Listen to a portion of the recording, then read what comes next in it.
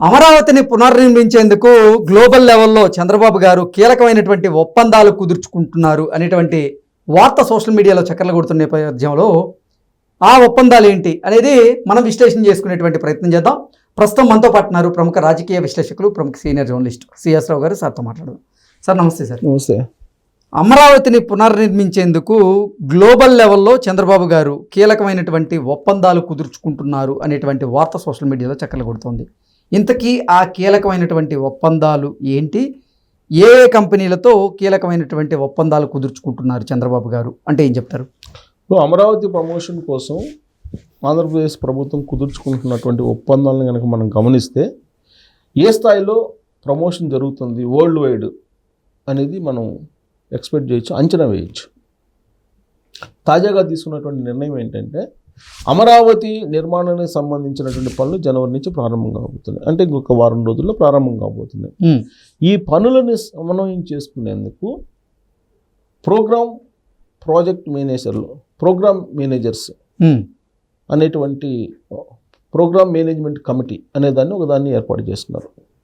ఈ program management committee ఏం చేస్తుందనంటే అమరావతి పరిధిలో జరుగుతున్నటువంటి అభివృద్ధి పనులను ఎప్పటికప్పుడు అంచనా వేయడంతో పాటు దాని ప్రోగ్రెస్ రిపోర్ట్ని ప్రభుత్వానికి అందజేస్తుంది. ఆర్టీజీఎస్ అనేది ఒకటి ఉంది కదా ఆంధ్రప్రదేశ్లో. ఆర్టీజీఎస్కి అందజేయడం ద్వారా ఎప్పటికప్పుడు దాన్ని సమీక్షించుకునే దానికి కానీ అప్డేట్స్ ఎలా ఉన్నాయనే దానికి కానీ తెలుసుకునేదానికి అవకాశం ఉంది. ఇదొకటి ప్రోగ్రామ్ మేనేజ్మెంట్ కమిటీ. అలాగే ప్రోగ్రామ్ మేనేజ్మెంట్ కమిటీతో పాటు ప్రాజెక్ట్ మేనేజ్మెంట్ కమిటీ ఇంకొకటి. ప్రోగ్రామ్ మేనేజ్మెంట్ కమిటీ ఒకటి, ప్రాజెక్ట్ మేనేజ్మెంట్ కమిటీ ఒకటి. ఈ ప్రోగ్రామ్ మేనేజ్మెంట్ కమిటీ ఏమో అమరావతిలో జరుగుతున్నటువంటి పనులు, అమరావతిలో వివిధ కంపెనీలు టెండర్ల ద్వారా దక్కించుకున్నటువంటి పనులు ఎలా చేస్తున్నాయి ఏంటి అనే దాని మీద పర్యవేక్షణ చేస్తుంది. మరి ప్రోగ్రామ్ మేనేజ్మెంట్ కమిటీ ఇంకోటి ఉంది కదా, అదేం చేస్తుంది అని అంటే ఈ program management committee worldwide ఉండేటువంటి అన్ని దేశాల్లో ఏం జరుగుతుంది, ఏ రంగం ఎలా ఉంది, ఏ రంగంలో పురోగతి ఏ దేశంలో సాధించారు, వాటన్నిటిని స్టడీ చేసి అమరావతిలో విద్య, వైద్యం, పర్యాటకం ఈ 3 రంగాల మీద కాన్సన్ట్రేషన్ చేసి ప్రపంచవ్యాప్తంగా వైద్యానికి సంబంధించి రోల్ మోడల్ ఏ దేశంలో ఉంది, విద్యకు సంబంధించి రోల్ మోడల్ ఏ దేశంలో ఉంది, పర్యాటనకి సంబంధించినటువంటి రోల్ మోడల్ ఏ దేశంలో ఉంది, వీటన్నిటిని స్టడీ చేసి ఆ విధమైన రోల్ మోడల్గా కావడానికి ఏ కంపెనీలు వెనక దోహదం చేశాయి వాటిని ఐడెంటిఫై చేసి ఆ కంపెనీలని అమరావతికి తీసుకొచ్చేటువంటి కన్సల్టెన్సీలు ఇవి ప్రోగ్రామ్ మేనేజ్మెంట్ కమిటీ. ఈ ఈ 2 కన్సల్టెన్సీలు దీంతో సిఆర్డీఏ ఒప్పందం కూర్చుకుంది. సిఆర్డీఏ ఒప్పందం కూర్చుకొని ఇప్పుడు వాటికి అప్పచెప్పింది. మనం గతంలో చూసాం తెలంగాణకు సంబంధించి తెలంగాణ ప్రభుత్వం, అలాగే ఆంధ్రప్రదేశ్లో కూడా చంద్రబాబు నాయుడు గారు 2014 నుంచి 2019 వరకు అధికారంలో ఉన్నప్పుడు కూడా ఆంధ్రప్రదేశ్ అభివృద్ధి కోసం వివిధ దేశాల్లో కొన్ని కార్యాలయాలు పెట్టారు. బ్రాంచ్ ఆఫీసుల్లాగా కొన్ని కార్యాలయాలు, అంబాసిడర్స్, భారతదేశానికి భారత అంబాసిడర్లు ఉంటారు కదా అన్ని దేశాల్లో. అలాగే రాష్ట్రానికి సంబంధించి ప్రధానంగా అమెరికాలో కానీ, కెనడా కానీ, లండన్ అక్కడ కానీ, లేదంటే కెనడా కానీ, ఇలాంటి కొన్ని రష్యాలో కానీ, చైనాలో కానీ ఇలాంటి ప్రధానమైనటువంటి దేశాలు, సింగపూర్ ప్రధానంగా, ఇలాంటి చోట్ల కొన్ని ఆఫీసుల్ని ఓపెన్ చేసి ఈ కన్సల్టెన్సీలు ఏదైతే ప్రోగ్రామ్ మేనేజ్మెంట్ కమిటీలు ఏదైతే కన్సల్టెన్సీలు ఉన్నాయో ఈ ప్రోగ్రామ్ మేనేజ్మెంట్ కన్సల్టెన్సీలు అక్కడి నుంచి మొత్తం ఆపరేషన్ చేస్తూ ఉంటాయి.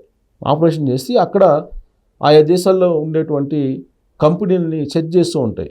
సెట్ చేసి ద బెస్ట్ కంపెనీస్ ఏవైతే ఉన్నాయో వాటిని తీసుకొచ్చి అమరావతి అభివృద్ధి కోసం ఈ 3 రంగాల్లో విద్య, వైద్యం, పర్యాటకం ఈ 3 రంగాల్లో కాన్సన్ట్రేషన్ చేయడంతో పాటు ఐటీ, ఇన్ఫర్మేషన్ టెక్నాలజీ, ఈ సాఫ్ట్వేర్ మీద అంటే సేవల విభాగం విద్య, వైద్యం, సర్వీస్ సెక్టర్ అండ్ పర్యాటకం ఈ రంగాల మీద ప్రధానంగా కాన్సన్ట్రేషన్ చేస్తున్నారు.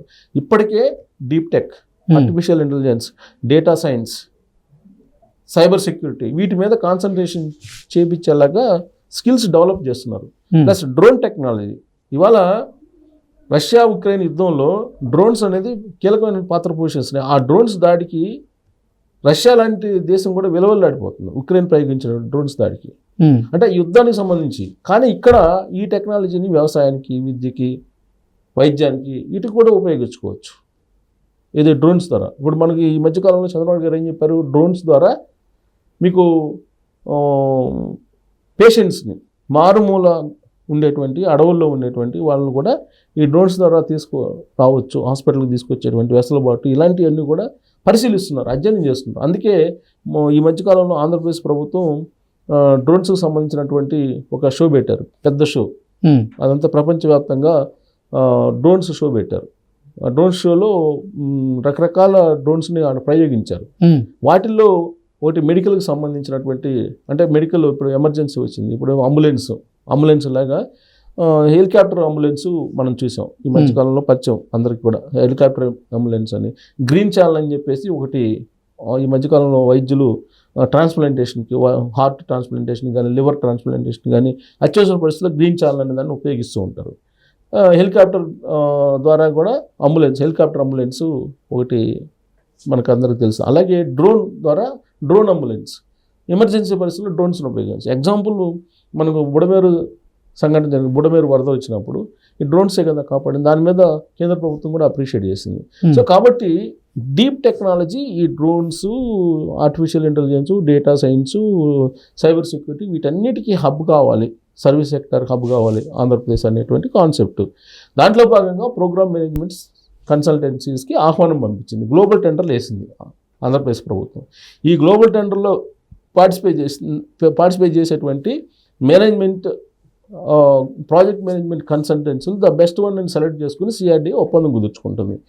ఇక్కడ ఈ రాష్ట్రాల్లో, ఆయా దేశాల్లో ఉండేటువంటి కంపెనీలను ఆహ్వానించడం, తీసుకురావటం, ఇక్కడ ప్రమోట్ చేయటం ఇలా చేస్తున్నాయి. ఇప్పుడు దేశాలు అయితే ఏం చేస్తాయి, అంబాసిడర్ పెట్టుకుంటారు, రాయబారులను పెట్టుకుని ఆ దేశానికి ఈ దేశానికి ద్వైపాక్ష సంబంధాలు ఉంటాయి. ఆ ద్వైపాక్ష సంబంధాల కారణంగా వాణిజ్య సంబంధాలు ఇవన్నీ పెట్టుకొని దాని మేరకు దేశాల మధ్య రిలేషన్స్ ఉంటాయి. కానీ ఇక్కడ దేశాల మధ్య పెట్టుకున్న విధంగా రాష్ట్రాలకు కుదరదాడ.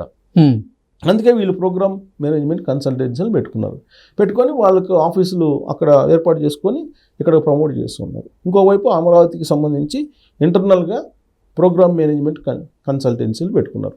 సో కన్సల్టెన్సీ తోటి కీలకమైనటువంటి ఒప్పందాన్ని సిఆర్డీఏ పెట్టుకుంది. ఇది ఒక వినూత్నమైనటువంటి ప్రమోషన్ జరుగుతుంది, వరల్డ్ వైడ్ ప్రమోషన్ జరుగుతుంది. ఇప్పుడు జనరల్గా ఈవెంట్ ఉంది, ఒక ఈవెంట్ ఏదైనా జరుగుతుంది, ఈవెంట్ మేనేజ్మెంట్ అనేది మనం అబ్జర్వ్ చేస్తే కనుక ఇప్పుడు పెళ్ళిళ్ళు కానీ ఇతరత్ర ఫంక్షన్స్ కానీ ఒక్కొక్క కంపెనీ ఒక్కొక్కలాగా ఈవెంట్ని హైలైట్ చేస్తూ ఉంటాయి. So the best event manager ఎవరు అని అంటే దాన్ని బట్టి మనకు ఛార్జ్ చేయడం ఇవన్నీ జరుగుతుంటుంది. అలాగే the best program management consultancy worldwide ఏముంది దాన్ని ఐడెంటిఫై చేసి వాళ్ళకి అప్పు చెప్తే కనుక వాళ్ళు కంపెనీని ఈజీగా తీసుకొచ్చిన అవకాశం ఉంది. వచ్చిన తర్వాత ఒప్పందాలు కుదుర్చుకోండి. ఇదంతా కూడా దావోస్కి వెళ్తున్నారు త్వరలో చంద్రబాబు గారు.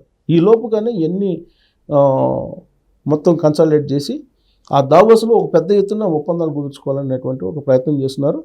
ఆ దావోస్ పర్యటన సక్సెస్ అయితే కనుక వరల్డ్ వైడ్ అమరావతి ఏంటి అనేది ఒకేసారి ఫ్లేవర్ అయ్యేటువంటి, బ్లోఅప్ అయ్యేటువంటి అవకాశం ఉంది. Okay sir, thank you.